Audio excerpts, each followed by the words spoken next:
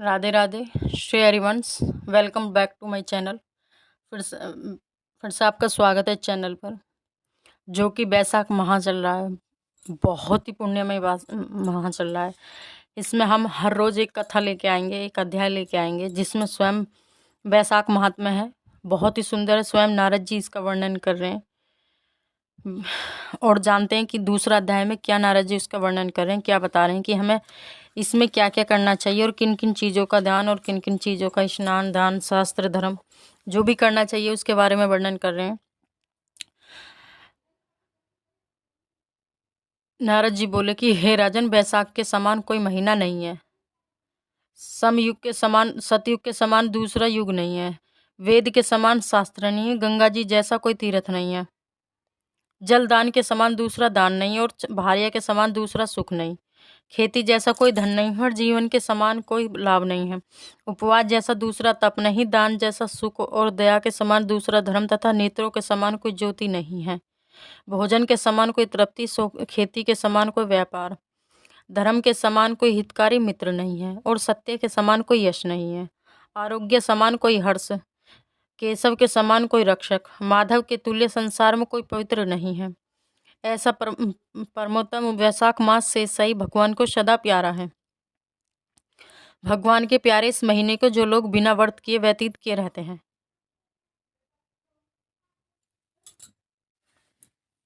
वह धर्महीन होकर सदा प्यारे भगवान के प्यारे इस महीने को जो लोग बिना व्रत के व्यतीत किए रहते हैं, वह धर्महीन होकर शीघ्र ही पशु योनि पाते हैं। उनका कुआं बावड़ी बनवाना, बगीचा लगवाना आदि सभी धर्म व्यर्थ है। उनका कुछ फल नहीं होता। जो मनुष्य बैसाख मास में नियम पूर्वक भोजन आदि करते हैं, वे विष्णु भगवान की सायुज्य मुक्ति को अवश्य प्राप्त होते हैं। इसमें संदेह नहीं। संसार में एक प्रकार के दान व्रत हैं, परंतु उनके करने से शरीर को अत्यंत परिश्रम होता है। उनसे संसार में बार बार जन्म लेना पड़ता है। परंतु बैसाख मास में केवल स्नान कर लेने से ही प्राणी आवागमन से छूट जाता है। सब दान करने से जो पुण्य होता है, संपूर्ण तीर्थों में स्नान करने से जो फल मिलता है, वह से सब बैसाख में केवल जलदान करने से मिल जाता है। जिसमें जलदान करने की सामर्थ्य ना हो, वह ऐश्वर्य की इच्छा करने वाले वे दूसरे से कहकर जलदान करावें। यह कर्म भी सब दानों से अधिक है। तराजू के पल्लड़े में सब प्रकार के दान और दूसरे जलदान रखकर तोले तो जलदान ही भारी निकलेगा। जो यात्रियों के लिए प्याव लगवाकर जलदान करता है, वह अपने करोड़ों कुल का उद्धार कर विष्णुलोक को जाता है। हे राजन, प्याव लगाने से देवता, पितर और ऋषि सब निसंदेह अत्यंत प्रसन्न होते हैं। हे राजन, प्याव लगाने से देवता, पितर और ऋषि सब निसंदेह अत्यंत प्रसन्न होते हैं। जो प्याव लगा थके यात्री को संतुष्ट करता है, उससे ब्रह्मा, विष्णु और शिव सब देवता प्रसन्न होते हैं। जो जल की इच्छा हो जो जलदान करे, छाया की इच्छा हो तो छतरी दे, और रहे राजन जो विजन की इच्छा हो तो बैसाख मास में पंखा दान करे। जितने दान बताए हैं उनमें जलदान, छत्र दान और पंखा दान सबसे उत्तम है।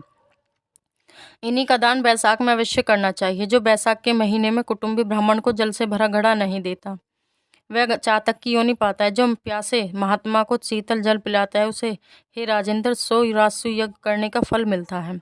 जो धूप, परिश्रम और पसीना से व्याकुल ब्राह्मण को पंखा से हवा करता है, वह सब पापों से रहित हो गरुण के समान हो जाता है। जो मनुष्य बैसाख में ब्राह्मण को पंखा नहीं देता, वह अनेक प्रकार के वात रोगों से पीड़ित हो नरक भोगता है। जो थके ब्राह्मण की वस्त्र से हवा करता है, वह सब पापों से छूट विष्णु भगवान की सायुज्य मुक्ति पाता है। जो शुद्ध मन से ताड़ का पंखा दान करते हैं, वे सब पापों छूट विष्णु लोक को जाते हैं। तुरंत श्रम दूर करने वाले पंखे का दान करने वाले अनेक प्रकार की यातनाएं भोगकर संसार में पापी होते हैं। हे राजेंद्र, आध्यात्मिक दुख की शांति निमित्त बैसाख मास में छत्री दान करना उचित है। जो मनुष्य विष्णु भगवान के प्यारे इस बैसाख मास में छत्री दान नहीं करते, उनको कहीं छाया नहीं मिलती और वे महाक्रूर पिशाच बनकर पृथ्वी पर घूमते हैं। बैसाख में जो खड़ाऊ दान करते हैं, वे यमदूतों का तिरस्कार कर विष्णु लोक को जाते हैं। जो बैसाख मास में जूता दान करते हैं, उन्हें नरक की यातना नहीं भोगनी पड़ती, न उन्हें संसार के दुख सताते हैं। ब्राह्मण के याचना करने पर खड़ाऊ दान करने वाला पृथ्वी पर करोड़ जन्म तक राजा होता है।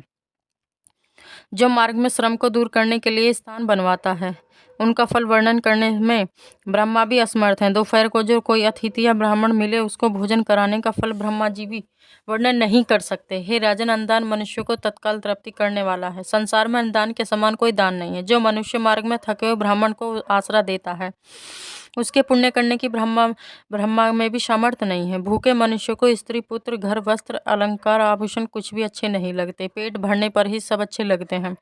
इसलिए अन्नदान के समान कुछ हुआ न आगे होगा। जो बैसाख में थके ब्राह्मण को अन्नदान नहीं देता, वह पिशाच बनकर पृथ्वी पर अपना ही मांस खाता फिरता है। इसलिए ब्राह्मण को यथाशक्ति अन्नदान उचित है। हे राजन, अन्नदाता माता पिता को भी भुला देती है। वह दानी को ही अपना सर्वस्व समझने लगता है। इससे त्रिलोकी में सब अन्न की ही प्रशंसा करते हैं। माता पिता को केवल जन्म देते हैं, परंतु पीड़ित लोग संसार में अन्न के दानी को ही पिता कहते हैं। हे राजन, अन्नदाता से सब धर्म निवास करते हैं। अन्नदाता में सब धर्म निवास करते हैं। इन दानों को हमें वैशाख मास में अवश्य दान करना चाहिए, जिसमें कि ब्राह्मण को करना चाहिए, जो जरूरतमंद है उनको करना चाहिए। राधे राधे, श्री हरि।